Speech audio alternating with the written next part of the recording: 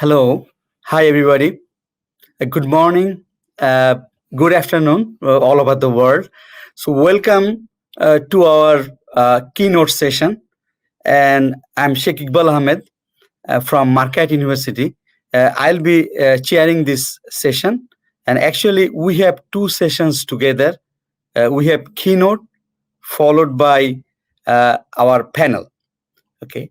So, uh, in today's keynote is about digital health, and for this keynote, we are very pleased to have Wendy and Nilsen from National Science Foundation. Uh, she has been a leader in this area, digital health, and if you consider the beyond, she is really the leader. So I'll briefly go over her bio, and then we'll move into her talk. So Wendy Nelson, she is the program director in the Computer and Information and Engineering Directorate at NSF. She also lead the program director in Smart and Connected Health. Uh, I'm sure most of you are familiar with. That's one of the key program where computer science, health merges. Her work focuses on the intersection of computing and human functioning. She has also interest in sensing, analytics, cyber physical systems, information systems, machine learning, artificial intelligence, robotics. And one of the things I would like to say that in digital health area, the term we call M-health, mobile health. So usually, those who are familiar with her leadership and this mobile health area, we usually call her, mother of M-health, because you will see that all the announcement comes from NSF, NIH in the healthcare area. That's from her, and she really organized, helped to organize many workshops on digital health, and particularly before joining NSF, she was the director also in NIH. So I still remember, like 7-8 years ago, when this digital health, M health was coined. Actually, it was her leadership in NIH. Many research, famous research projects went through her because of her vision, leadership. So that's why we kind of name her mother of M health. And when she moved here at NSF, she really brought all the directorate, and she led many initiatives at the national level. So we are very pleased to have her here as a keynote, because IEEE services in this Congress, one of the things is that we are trying to promote digital health as a service. So we'd like to hear from her, her vision, and I also invited her after this one to the panel. Okay, so let's hear from Wendy Nilsen.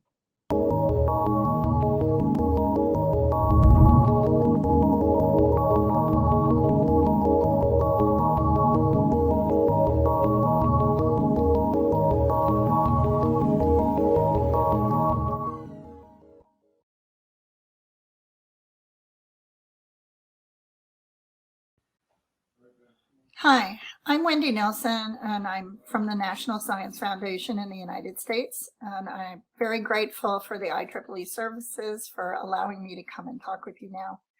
Today, I'm going to talk to you about digital health. I'm in our Computer and Information Science and Engineering program, but today I'm going to talk to you about digital health because I think computing can make a huge difference, and now is the time. Services for allowing me to come and talk. I'm going to start with COVID. Today I'm going to heard more about COVID than you ever want to, but as you can see in the map, this is as of Sunday, global cases, and this changes every hour. This is a Johns Hopkins site. COVID is really having a dramatic effect on the entire world. Some countries have done much better in containing it, others have not. I'm in the United States. We've done a poor job of containing it. There are many other areas too that have done a poor job, but the death toll is high. We have already 1 million deaths, 39 million cases. This is a devastating disease, but I think what's important is COVID-19, coronavirus 19, because it's the 19th one we've tracked. COVID is not, it's not odd, it's not anomaly. It happens to be a very effective disease given our times. Effective in that it's doing a great job of spreading and mutating in a way that is allowing it to continue often unchecked. But it is only one of the many, many zoonotic diseases. Zoonotic diseases are those that are passed from animals to humans. It's only one of the many that we can do.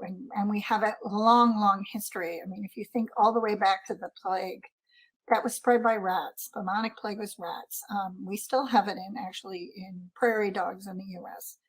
But this is just one. And the WHO just came out, the WHO, the World Health Organization just came out with a really interesting paper saying we're going to expect more zoonotic diseases like COVID because of animals becoming closer and closer to humans in proximity, wild animals where we're not testing.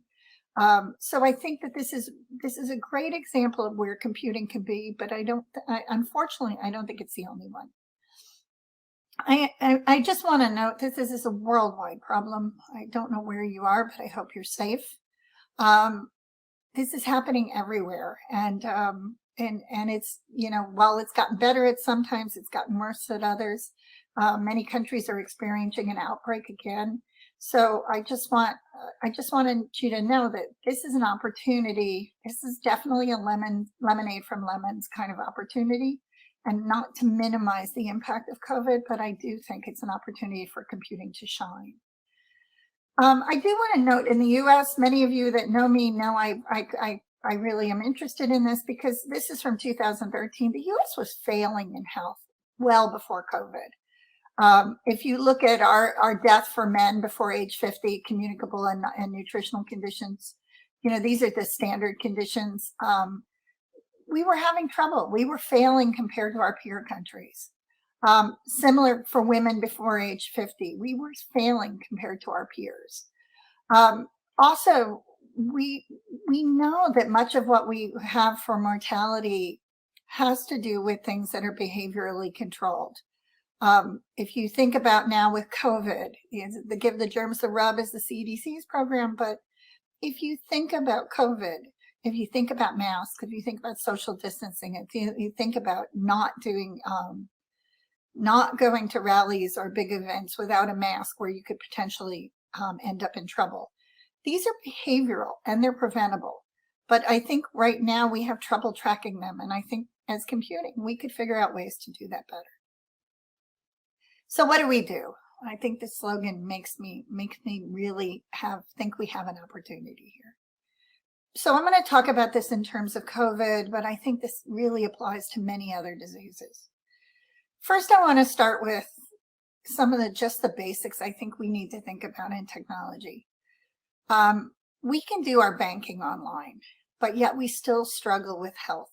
We need people to feel like these systems are safe and trustworthy. Not that they aren't safe and trustworthy. Yes, they are. But I know now, even when they are safe and trustworthy, people do not believe they are. So thinking about also multiple approaches.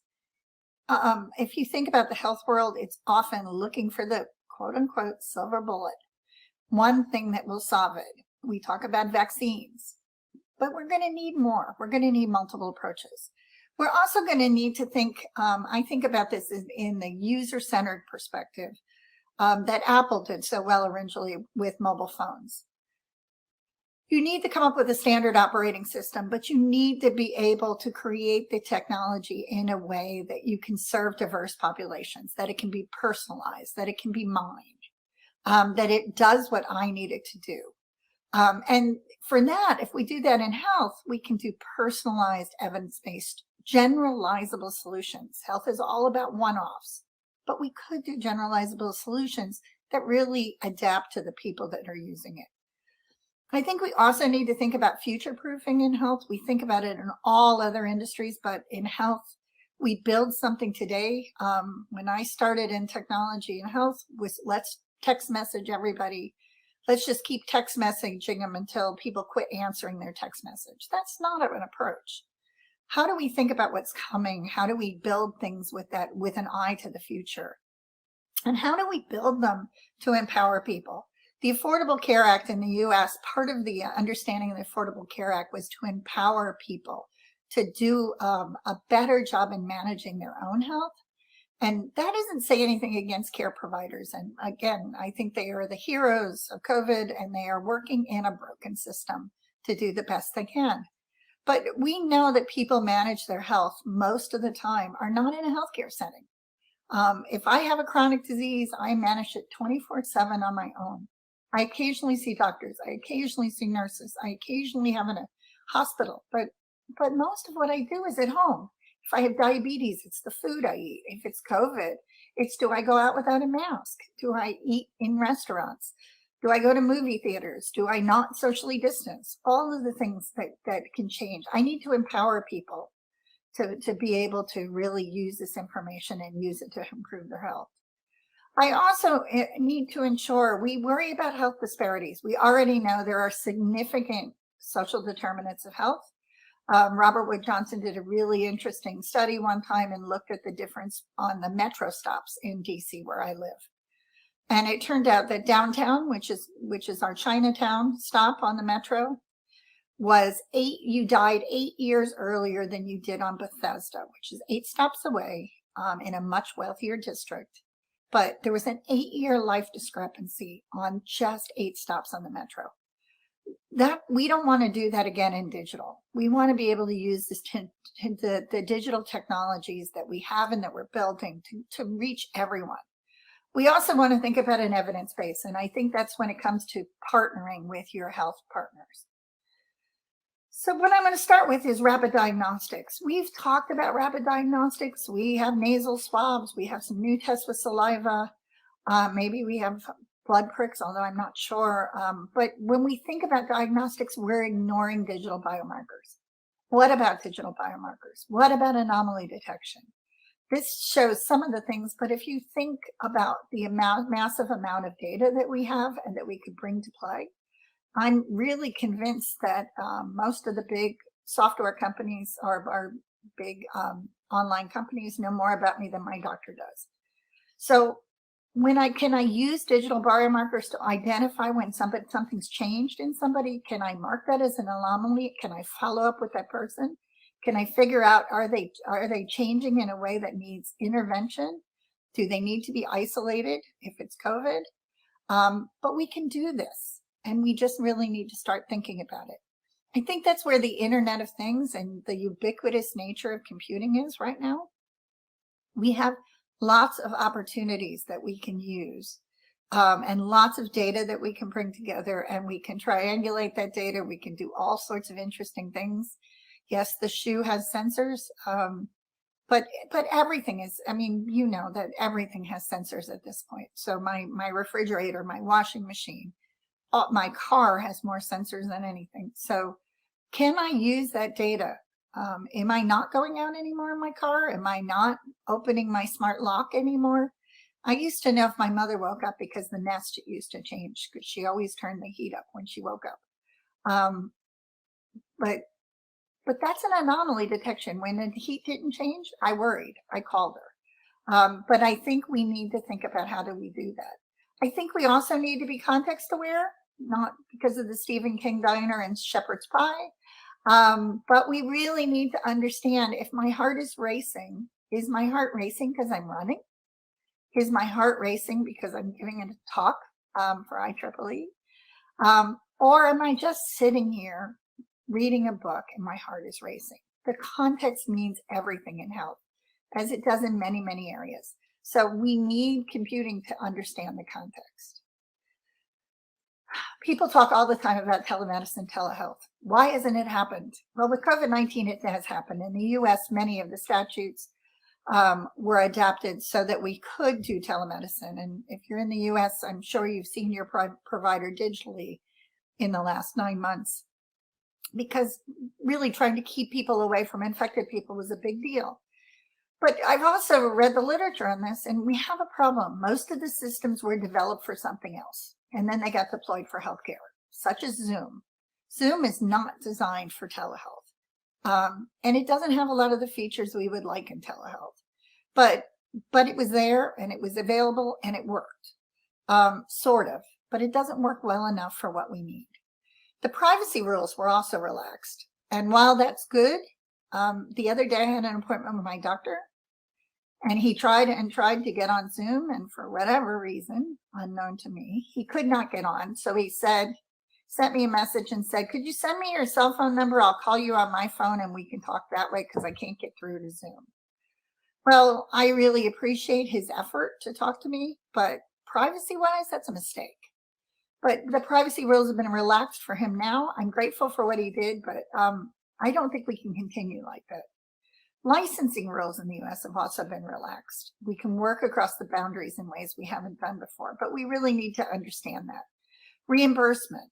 Again, we need some data that this is doing what we think it's doing.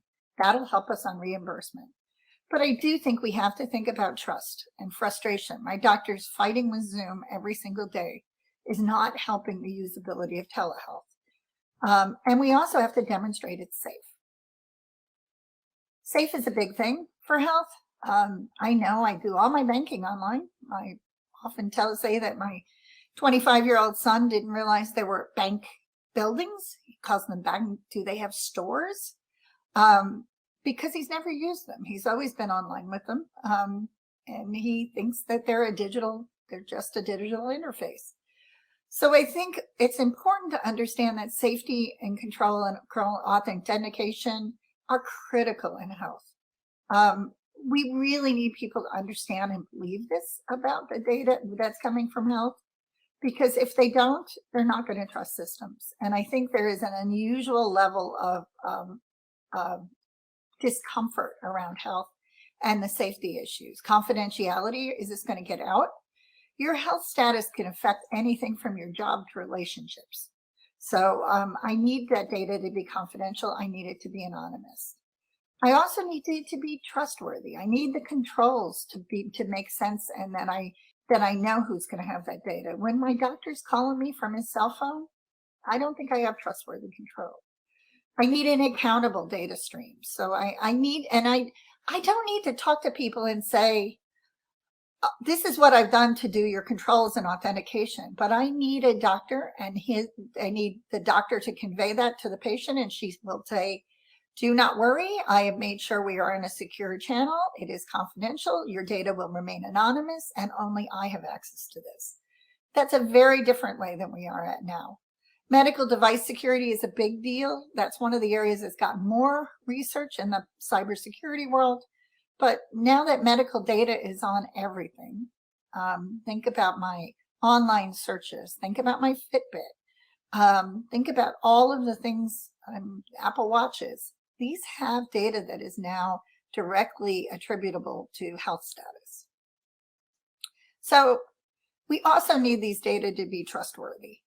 Are they measuring what we think they're measuring? So digital biomarkers don't have to measure the actual virus, but can we do real-time assessment with that? Is the data problematic? Will we be able to do it? Does it have biases? So what I want to think about is, can we build systems around COVID on digital biomarkers that deal with these things, that's valid and reliable? That's working with our colleagues, because maybe what we're looking at is movement data. Maybe we're looking at speech data. Maybe we're looking at a combination of speech, movement, digital activity. I don't know. I can imagine it could be many things. We're gonna really need to understand that and have it validated against testing data, and good testing data, because I think we have a lot of crappy testing data. I also think we need to understand what's a signal versus noise. I think when I was raised in this area, we would always talk about anything that wasn't the main signal was noise. But I think now with signal processing and many of the machine learning approaches, the signals are becoming much more fine-tuned. How do we think about them? And how do we come up really using causal reasoning when we're doing this to try to get to the heart of what we've got. Contact tracing is another area that I think is a huge opportunity, and I've seen computing rise to this. And actually, I've seen computing rise through all these areas. I was very proud. NSF made many awards around COVID. We called them rapids because they had to be done quickly. But many sensing, many contact tracing, many different things. But I think we really need to think about. I had a friend who had COVID. I had eaten lunch with that person. We had eaten lunch outside. We were socially distanced. We used masks except for when we were eating. But when she tested positive, I said, did you give my name to them so that I'm on the contact tracing list? And all she said was, they didn't ask for who I saw. That's sad. That's a problem. The countries that have the best control on COVID have contact tracing that's done automatically. We do have systems now, but we need to build trust. We need to build understanding of those systems. And we need to get people to use them and really change how we look at that. That gets into information and disinformation. COVID is so amazingly either benefiting or hurting from information and disinformation. It has a behavioral component. I don't know how you can think about it, but if you think about COVID as masks as a form of respect, mask as a form of protection for myself and others, or if you think of them as a block of freedom, there's all sorts of things, but we really want people to understand. We really want to get them information, not disinformation. We really want to have a flexible delivery. Maybe it's every time I touch my car, do I get a message that says, do you have your mask? Are you ready to go? Remember, stay at your distance. Can I ask questions about it when I need it? Can I get information and support when I need it?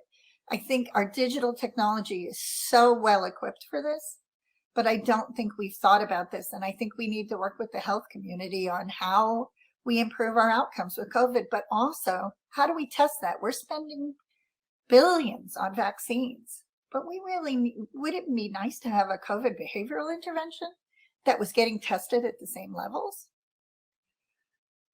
So there's some of the additional requirements. I think there's things that go across the board. I think communication, making it central. In health, we have always given people a new device and said, here's another cell phone. Please use this device when you're doing your health project. That's ridiculous. It's just plain stupid. If they don't have a device, we need to provide it. If they have a device, we need to use it. We need to use it and make it a hub. One of the more interesting studies I know looked at older adults, and they asked the older adults, what do you want to do with your device? We need it to use it for this, this, and this. But what do you want to use it for? And they asked this because they found out that people really were not using the devices as well as the adherence to the requirements were poor. So if I was asking you to answer a question or collect data, take your blood pressure, whatever, every 4 hours, you weren't doing it. So what happened? Why? And what they found out in this project, this was a project called Elder Tree in Wisconsin, with Dave Gustafson was leading. They found out that people forgot about the devices if they didn't use it for things they cared about.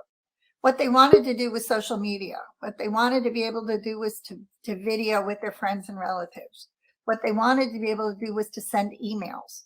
So their intervention was not just a health intervention, but it was really a computer literacy program where they had students go out to the house, teach them how to set up all these systems, but also to set them up safely. It was good for the students. It was good for the older adults. And believe me, it was great for the project because they could actually, at that point, become a central hub for the adult who would bring the devices with them because they were interested. They also used it for photos, to-do lists, messaging, to make it easy to ask for people to monitor their health when they're in real time. I think personalization is a big thing. Don't think I'm endorsing Bellabeat or Oura Ring, but I think our sensors are getting more and more unobtrusive. We have many now that are in fabric. Again, go back to the Internet of Things. There are so many sensors, so many things, but We also have dynamic imaging coming. So I think there is this opportunity now to personalize how we collect this data. Not everybody has to wear whatever, the Go Watch, which was a really awkward watch, but the health community liked it because everybody had the same thing. Do we all need the same thing, or do we need to be calibrated? I think we can personalize, and we can really make this attuned to people's needs. I think one of the big things that I always talk about is evidence. We need evidence. Health is conservative because they're talking about saving lives. They're talking about people's safety, people's lives. I know we do in computing do so much work on mission critical, but medicine has been an art for a long time. It has science in it too, but there really is an important understanding of the systems when you realize that it's all about keeping people alive and keeping people safe. So we need that effectiveness data. We need reliable technologies. We can't just keep doing one-offs. But we need to build these future-proof systems to validate them, to work with our colleagues on the health side. And to create really, I think those of you who work in the analytics space, I think in digital health, we need new methods of analysis. We need new decision analysis, new personalized models that I think digital health is going to provide us with the link. But I don't think we can wait. We cannot do NIH trial models, which is, we fund you for 5 years for a lot of money, and at the end of 7 to 9 years, you publish the results. In technology, that's not going to work. We need much better analytics to be able to sense change, to be able to understand what's happening, and to make decisions in real time. I think that's when we're going to that's when digital health is going to have everybody buying into it. I think the other thing is representativeness. This is a study by Larry Green a few years back, but he said for every 1,000 people that get sick, you can go and you can look at everybody. Okay, 1,000 people got sick over a month. So how many of those end up at a doctor's office, and how many of those end up, some of 1,000 people, let's say 750 got ill, and of those 250 sought professional help. Of those 250, how many of those ended up in an academic medical center, which is the places where we generate the majority of our health evidence? Well, it turned out of those 1,000 people, it's 4. 4 is really not a representative sample. So we really need to think about, in digital technologies, scaling and being able to reach that longer and long tail of the distribution, because I think we can make a big difference. So what are we going to do? I think it's all about a we. Computing can't do this alone, but health certainly can't do it. And we wouldn't be even having this conversation if they did do it. Those of you that know me know I always show this sign. We're siloed. People in medicine don't really understand anything about engineering, neurosciences are even off. Psychology, computing, mathematics, we're all sitting and looking at our piece of that proverbial elephant. We need to work together. Everybody sees a different part of this perspective. And I think that when we work together, we end up in a very, very, very different place. Which is why I'm really encouraging everybody to think, if we're going to get to, if we're really going to address COVID and we're going to make a difference, because the vaccine isn't the only thing we're going to need. We need to bridge all these communities, the behavioral, the biomedical, the computing, the information sciences, communications, engineering. But we also need to talk to patients and providers, and we need to come together around that because these bridges are going to be hard. But if it was easy, we would have already done this by now. So think about these. Health, COVID, way before COVID, health is a wicked problem. Health isn't just, I think originally when I started in the health community, we were going to do the genome and everything was going to be fine. Turns out the genome doesn't give us much. There's a lot of diseases that the genome tells us something, the majority they don't. Genes interact with the environment. Think of genes as the on and off ramps for the interstate. There are many other things that can mess up the travel. It's not just the on ramps and off ramps. So environment is involved, social is involved, everything. But so we need those wicked problems to be solved, but we also need access to different expertise. When the biomedical community looks at a problem, they look at it in a very different way than computing does.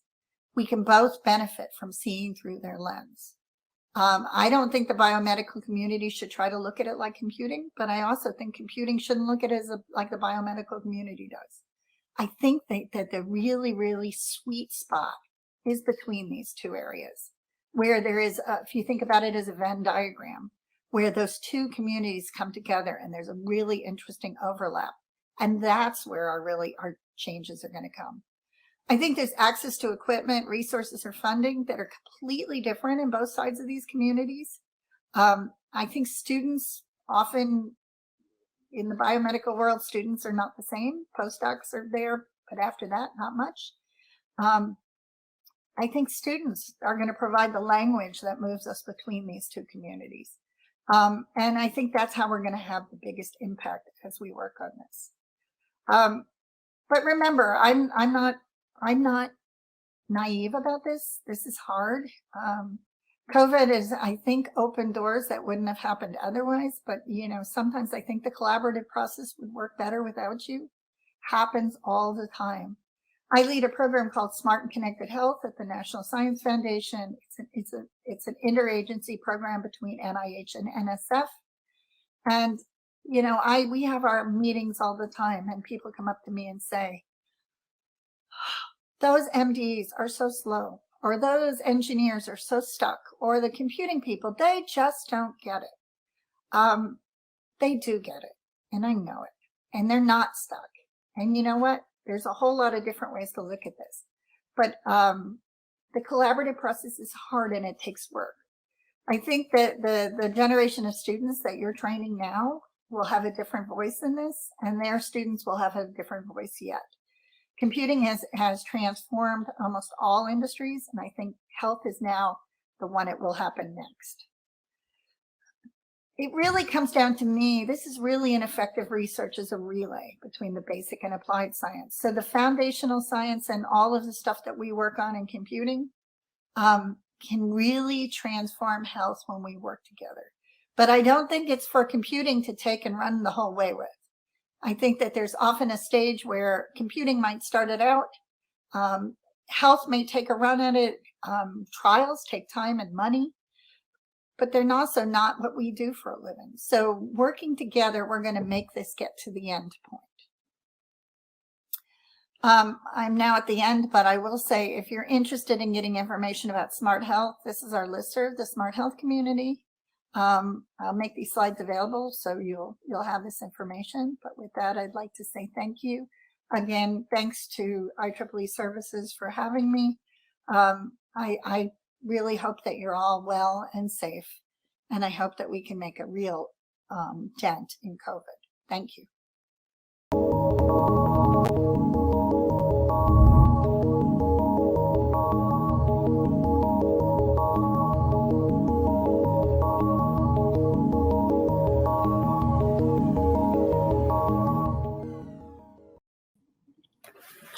Okay, thank you, Wendy, for your an excellent keynote.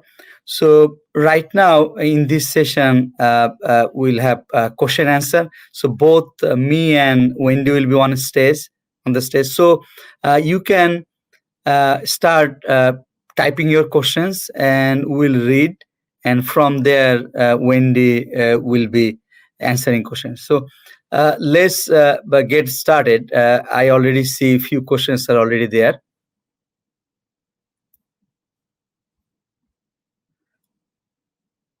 So the first question I see from the audience, Harman Jain, equipment and medical have worked together to develop medical devices.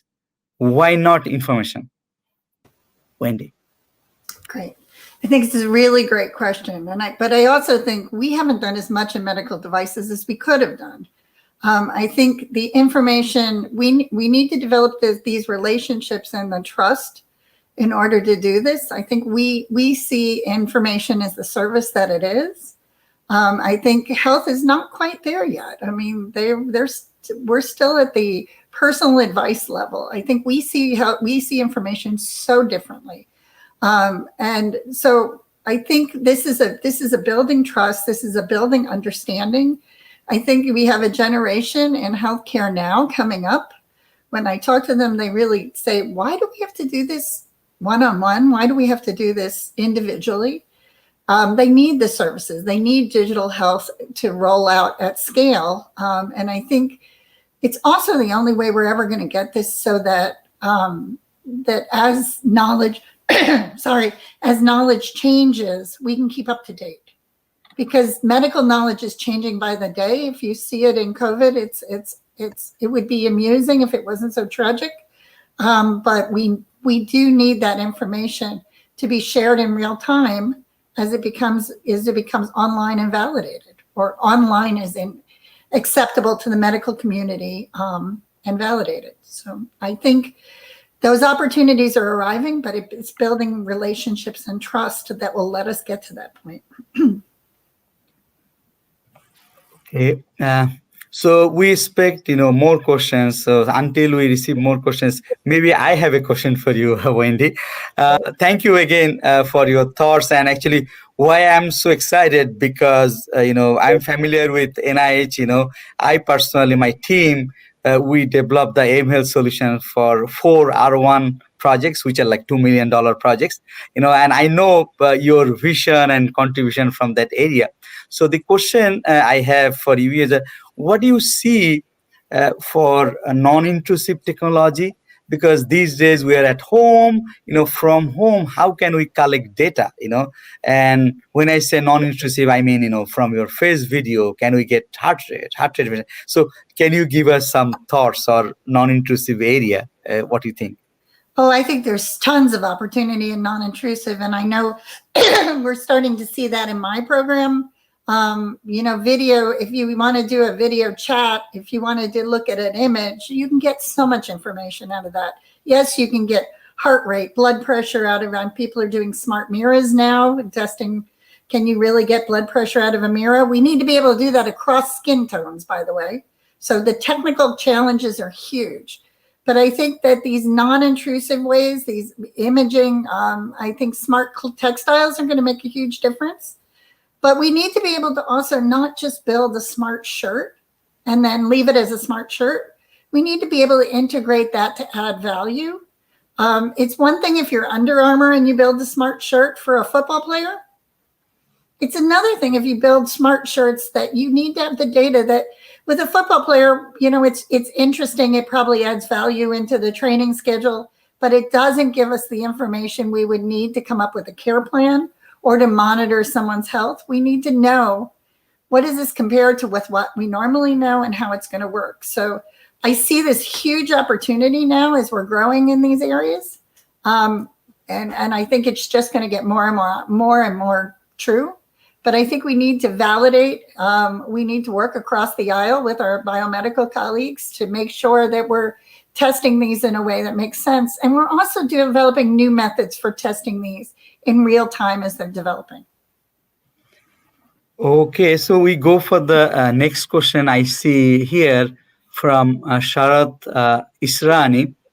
The question is, we are finding that the dense curricula of medical and computational studies are not allowing much room for learning in each other's field. What do you think is the best way to grow the Venn diagram of cross-trained talent?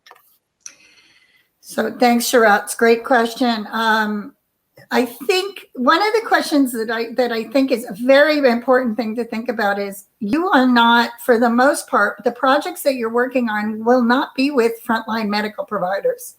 Frontline medical providers, even before COVID, were swamped. There is research faculty in all of the med schools, sorry, like most of the med schools, that you'll be dealing with. They deal with frontline providers. They have other colleagues that are on the front line. They are clinical researchers. Those are the people that are going to have their students in your courses, where your students can come sit in their lab. One of the PIs in my program is a circuit person. She's an EE and a circuit person. She wanted to know, if I'm going to make circuits to do diagnostics, what do the immunology people think about this? What is infectious disease? So she went and she did a postdoc in an infectious disease lab. She was shocked, horrified. Wet labs seem very archaic when you're dealing with pipettes and you're used to computing. So, but I think that your research colleagues across the aisle are really going to be the ones that you're working with. They have protected time to deal with this. And they're going to be their students are going to be the ones that are learning. I will also say many of the med school curriculums now have dedicated research time. It may only be 4 months. It's not going to be huge. But remember, many of your med students now will have been exposed to at least some limited computing when they were in school. More and more this is happening. We talk in SCIES about CS for all. I think, computational thinking at the least will be most of your future MDs will be exposed to, but I think you're going to have all of them now in their med school most of them have some time for research. Working with the deans in the medical school, working with faculty in the medical school will get you on so that you can actually work together with those folks.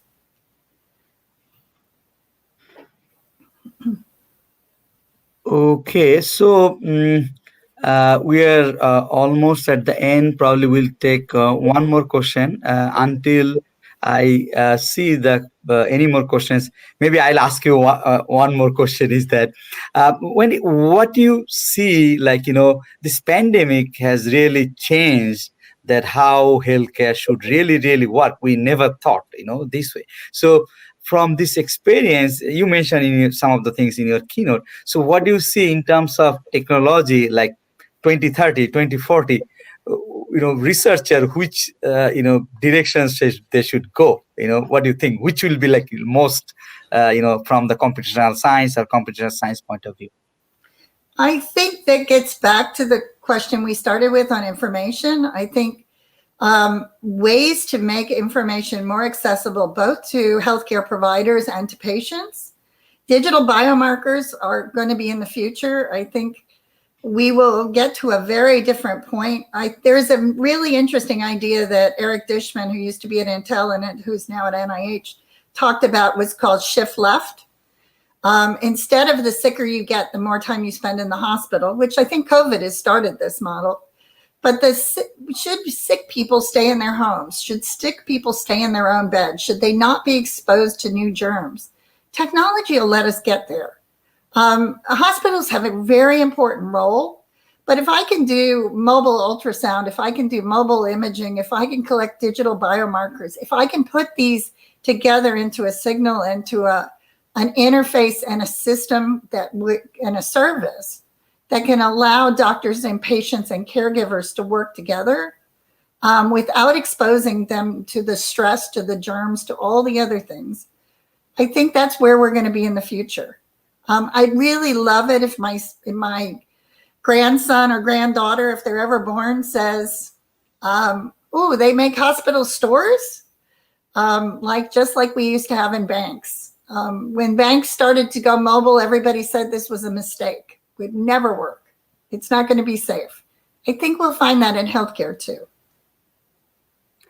So thank you, Wendy, for the really the futuristic thoughts, and I'm sure the audience enjoyed your talk and also the vision. As a computer scientist and other area, we are really looking for new research opportunities. So thank you again for sharing your thoughts and giving us direction. So with this, in the virtual environment, we cannot give, big hands, but we give a big hand for you. Okay. So audience, we'll move to our panel, next panel, which I'll be chairing. So we'll probably in 30 seconds, we'll come back on the stage. Thank you. Thank you.